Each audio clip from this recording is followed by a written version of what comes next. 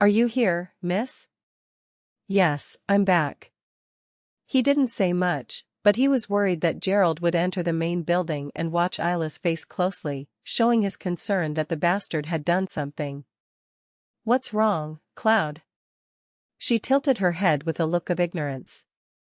It seemed incredibly hypocritical for Cloud to care about her, since he only intended to use her anyway. It's no big deal. Happens. The master waits for her. He shook his head and walked towards the annex, encouraging Ayla.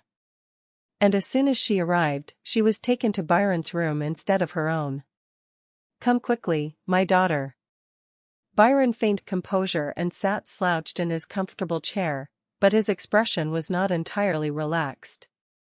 He had kindly let her go, but it seemed like he was still worried after he had kicked her out. Ayla laughed to herself at his mean appearance, then ran and knelt before Byron naturally. So, was it fun outside? He reached out to touch Ayla's head, then pulled it back and asked. As obsessed as he was with his silver hair, which looked like Ophelia's, he didn't seem to want to pet it after having it trapped under his hat all day. And she turned her head quickly in that fleeting moment. What answer would satisfy Byron's twisted judgment? If she had answered plainly, it was fun, he would have said all sorts of things like, did you like that old Gerald, or this father is sad? Should I just say it wasn't fun? That seemed better. If I added a little truth and embellished my story, there would be no need for unnecessary suspicion or nitpicking.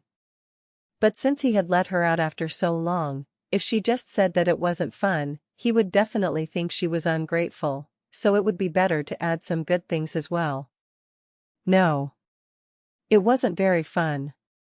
I just stayed in the cafeteria all day. A coffee? Weren't you at a festival? Byron asked, taken aback by Ayla's response. He said he didn't want to hang out with ordinary people, so he took me to a cafe. She responded with a pout. I wasn't lying. No doubt it was Gerald who had said it. Yes, it's true. Byron nodded with an absurd expression.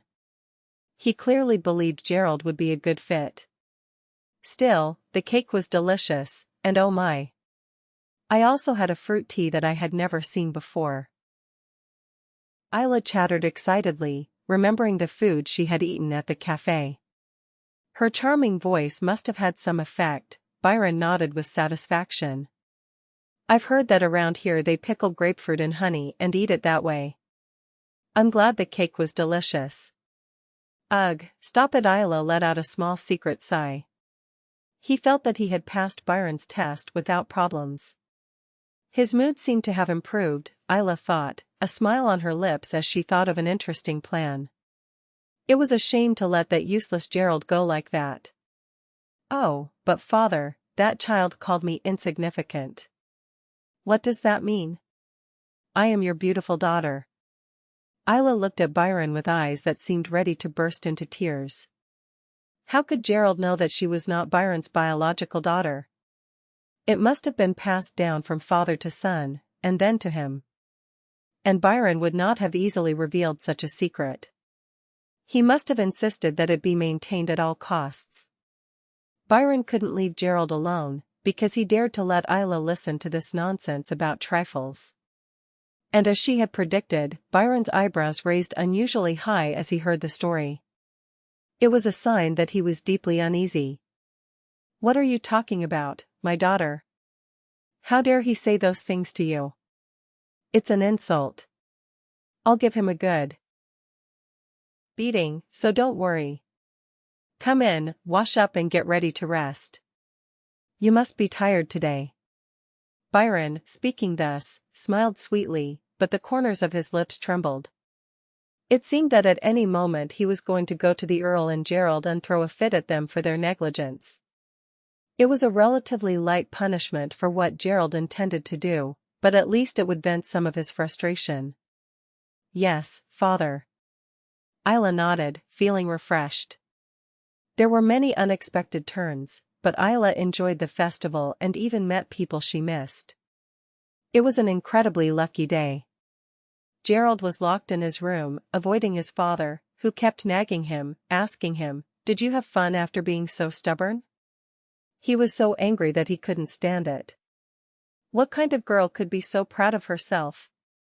As if she knew everything about him, she avoided the trap and put him to sleep while calmly eating cake.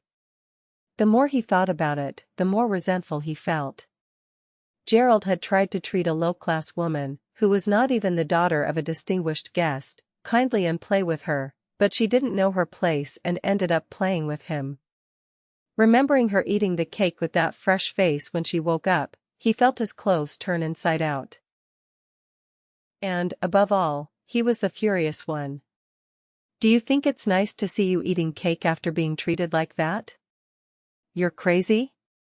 Nobody in their right mind would do that." It was a complete bewilderment. Yes, she is possessed. That girl must have played some cowardice on him. In the end, she wasn't to blame at all, but she felt a little better after blaming someone else. After such a bold escape from reality, Gerald finally realized that he was hungry. He hadn't eaten anything all day. It was only natural that he had taken sleeping pills and fallen asleep while she was eating cake alone. "Hey, is there anyone out there? Bring me something to eat. I'm hungry." Gerald pulled on the rope and raged. He felt the need to empty his supplies to fill that void. And a moment later, the door burst open and someone entered. It was a rude visit, without even knocking, but Gerald, so hungry he could eat his own shoe, ignored the visitor and stared at him. But unfortunately, it was not the servant who brought the food who entered the room. It was Count Ernst Senespan, his father, his face red with anger. "You hooligan! I heard you say something to that girl about her insignificance. It's true. Hey? What's that?" The Earl suddenly grabbed his son by the collar and screamed, and Gerald blinked with a bewildered expression. "Don't even think about denying it." The guest came running because he was furious. "He trusted me and told me his secret, and now you're making a fool of him." Remembering the face of Byron, who had laughed coldly and said, "You are more mouthy than I thought," the Earl felt goosebumps rise and tremble all over his body. It seemed that everything he had gained by flattering Byron, including the throne, was slipping away from him. And Gerald closed his mouth tightly. Thinking about it, he had probably said something like that when leaving the cafe. He didn't say it with any particular intention. He was so angry that he felt the need to say something, but it was the first thing that came to mind. Seeing his son's dumb expression, as if his mouth had been taped, the Count raised his hand as if he were ready to hit him. At the last moment, he seemed to come to his senses and did not dare to strike, but the sight alone shocked him deeply. The fact that his father, who had loved him so much, was about to hit him was a momentous event for him. "You are prohibited from going out. You won't even get paid." What is that?" And then, from his father's lips, came a verdict as shocking as lightning. It was so shocking that he felt he would have been better off getting hit. If he had been beaten and his lips had cracked and his cheeks had become swollen, his father's anger could have been appeased only by the pity he felt for him. "Until when?"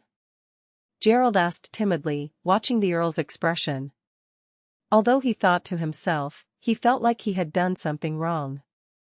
Still, they should have told him the deadline. It was too harsh to prohibit him from leaving suddenly or even to give him an allowance. The Count looked at his son as if he were completely stunned. "Until the guest in the annex calms down." The Count responded, still furious. It was a warning that if Byron's anger persisted, it might never subside. Gerald, realizing this, finally lost his temper and raised his voice. "How can it be true?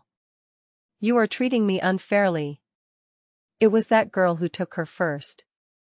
But he soon felt that if he told everything that happened today, he would be the one in trouble, so Gerald kept his mouth shut. "First, what? Tell me the rest. Tell me your story."